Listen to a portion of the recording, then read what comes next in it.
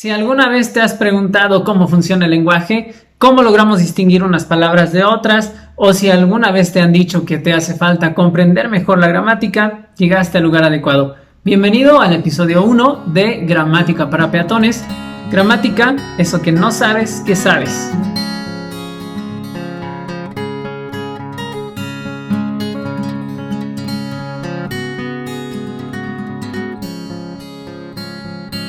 Muy buenos días, tardes, noches para todos.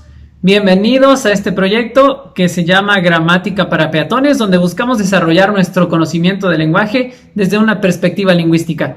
Mi nombre es Luis David Meneses y yo los estaré acompañando en este viaje, así que comenzamos. ¿Qué les parece una historia? Cuando era pequeño, mis maestras de la primaria o de la escuela básica estaban preocupadas porque yo aprendiera los nombres de las funciones del español, el sujeto, el predicado, los objetos directos, los objetos indirectos, los circunstanciales, todas estas cosas que solían enseñarnos. Estábamos siempre tratando de aprenderlo y a muchos les parecía tedioso. No era agradable. Si ustedes tuvieron más o menos una experiencia como la que yo y mis compañeros tuvimos, seguramente cada vez que escuchan la palabra gramática, algo aquí les hace y no les resulta agradable pensar en ello. Pero la verdad es que la gramática es mucho más que el sujeto y el predicado, o el objeto directo y el objeto indirecto, o más que saber reconocer un verbo transitivo de un verbo intransitivo. La gramática puede ser dos cosas: una disciplina o una capacidad. Y de esta confusión o de esta polisemia que tiene la palabra, surge una confusión que no nos permite tener una buena relación con ella. Ahora, mi objetivo en este episodio es que tú y yo logremos tener un primer acercamiento a lo que es la gramática. Ahora, la Real Academia Española define la gramática de la siguiente manera. Es una definición todavía muy tradicional, pero ahorita les digo por qué necesitamos retomarla. La gramática, según la Real Academia Española de la Lengua, la gramática estudia la estructura de las palabras, las formas en las que éstas se enlazan y los significados a los que tales combinaciones dan lugar. Es decir, si tú te fijas, tienen todavía un énfasis en la palabra. Pero yo te decía que tenemos un término complejo aquí que puede ser usado en dos sentidos. Como una disciplina, así lo entienden muchos, así lo entienden tus profesores de la escuela básica o la escuela primaria, y como una capacidad para crear estructuras. Y así lo vamos a entender nosotros aquí en este proyecto, ¿sí? Si la gramática es una disciplina o una capacidad, no nos interesa pelearnos, es las dos cosas. Lo que pasa es que muchas personas piensan que como es una disciplina, es algo externo a ellas. Y la verdad es que no, es algo interno que viene aquí adentro, que está adentro de ti, en la mente. Los neurocientíficos dirían que está en el cerebro en forma de sinapsis neuronales. Yo no voy a meter a ese límite de los conocimientos, yo me voy a quedar con que es una capacidad que tenemos los seres humanos para crear estructuras. Y si la gramática está fundada en una capacidad innata o si se desarrolla culturalmente, socialmente, eso es harina de otro costal, lo discutiremos en otra ocasión. Pero ahora me interesa discutir contigo precisamente esta noción de que la gramática es una capacidad interna y no es solamente una disciplina externa que viene y me pone nombres y terminologías y que me dice esto es sujeto, esto es predicado, esto es verbo, esto es sustantivo, esto es adjetivo, esto es un nexo, o esto es una conjunción, o esto es una preposición. No, la gramática como capacidad interna que tenemos cada uno de nosotros como hablantes es la capacidad para crear estructuras. Y como es una capacidad para crear estructuras, esta debe de guiarse por ciertas relaciones que se establecen entre ciertas unidades. Así que tenemos dos conceptos importantes aquí, el concepto de unidad y el concepto de relación, ¿sí? Ahora, las unidades tienen que entrar en relación con otras unidades porque así se crea una estructura, pero no entran en relación nada más así porque sí, sino que sirven para algo. Por eso muchas personas dicen que la gramática tiene un origen funcional. Es una estructura que funciona para algo y como tal provee diversas maneras de relacionar sus elementos y hablaremos entonces de la concordancia, de la selección, de la posición, ¿sí? De las oposiciones también, pero vamos a ir poco a poco, ¿sí? Por ahora me interesa que tú entiendas que la gramática no solamente es una disciplina externa, sino que es una capacidad interna de cada hablante.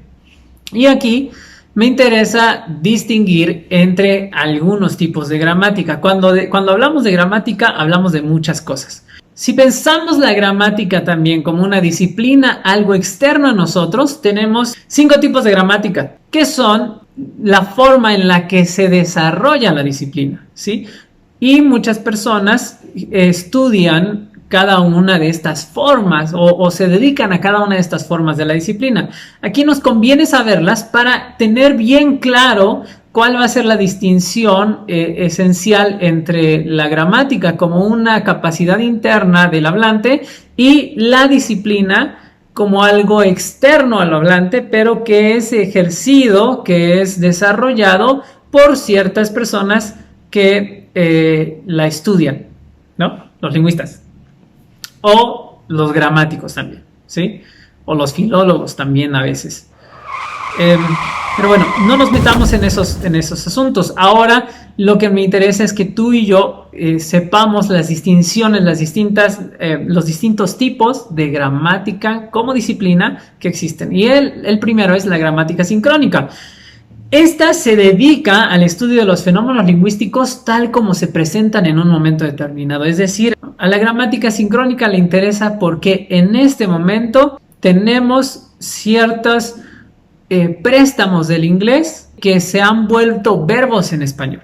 Tal es el caso del verbo sanitizar, que antes de la pandemia que ocurrió o está ocurriendo, no era muy popular entre los hablantes de español, pero ahora de repente se volvió popular y algunas personas que no aceptan muy bien los cambios dicen, no, eso no es español. No, sí, claro, es español, pero la gramática sincrónica nos dice exactamente en qué momento entró, está siendo usada una palabra, una estructura, una forma de relación en la lengua. El segundo tipo de gramática es la gramática histórica o diacrónica. Esta está en oposición, si ustedes se fijan, si ya hablamos de lo sincrónico, ahora vamos a hablar de lo diacrónico. Esta se interesa en el modo en el que evolucionan a lo largo del tiempo de cierto periodo de la historia las palabras o las relaciones entre las palabras. Así que hay a quien le gusta mucho hacer esta gramática histórica porque dice, mira, antes el artículo se utilizaba de tales y cuales maneras y ahora con el paso de los siglos fue cambiando y ahora solo se utiliza así, ¿no? Esta es la gramática, este es un estudio histórico que se realiza basado en textos. Para eso muchas veces recurrimos a herramientas filológicas, ¿sí? Ya después vamos a conocer qué es la filología y por qué sí nos ayuda, aunque ya casi no se practica. Y bueno, la tercera gramática o el tercer tipo de gramática es la gramática descriptiva. Esta presenta las propiedades de las unidades gramaticales en cada uno de los niveles de análisis de la gramática. Es decir, tenemos una unidad como la palabra o como el sonido o como el morfema y nos empieza a describir cómo funciona cada una de ellas y cómo se relacionan entre sí. Esta es la disciplina que más nos va a interesar en este proyecto. También existe la gramática normativa. Como disciplina, establece los usos que se consideran ejemplares en la lengua culta de una comunidad.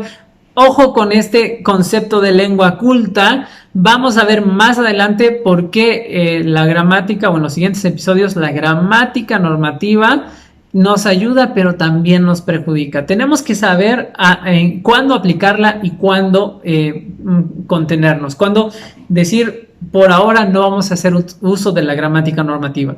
El problema de las gramáticas normativas y la razón por la cual tenemos que tener mucho cuidado es la variación lingüística, es decir, que cada grupo social tiene ciertas formas de la lengua que no podemos valorar ahora como erróneas o como malas, ¿sí? Pero eso también lo vamos a abordar en otro episodio.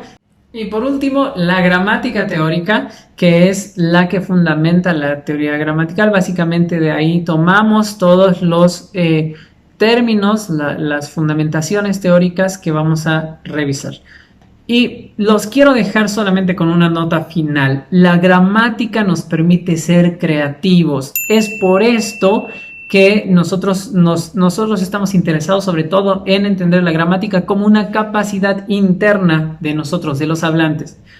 Ser creativo significa que podemos decir frases, podemos decir oraciones, podemos hablar hablar de cosas que nunca antes habíamos escuchado. Por ejemplo, si yo digo, todo peatón de la gramática que se disponga a conocer las reglas de funcionamiento y construcción dejará de serlo para convertirse en perito arquitecto del lenguaje. Esta noción que acabo de expresar para ustedes es la que guía este proyecto y por eso estoy interesado en que tú y yo reflexionemos juntos acerca de la constitución del lenguaje, acerca de qué es la gramática, cómo sí se puede utilizar, cómo sí puede ser útil para mí, que no soy especialista de la lengua, que no soy un profesor, que simplemente soy un usuario de la lengua, o como a mí me gusta llamarlos, un peatón de la lengua, ¿sí? Y que necesita conocer para afinar, para mejorar, para dominar a ese animalito esquivo y travieso que es la lengua española. Así que gracias por escuchar. Nos vemos la próxima semana con otro episodio de Gramática para Peatones. Hasta pronto.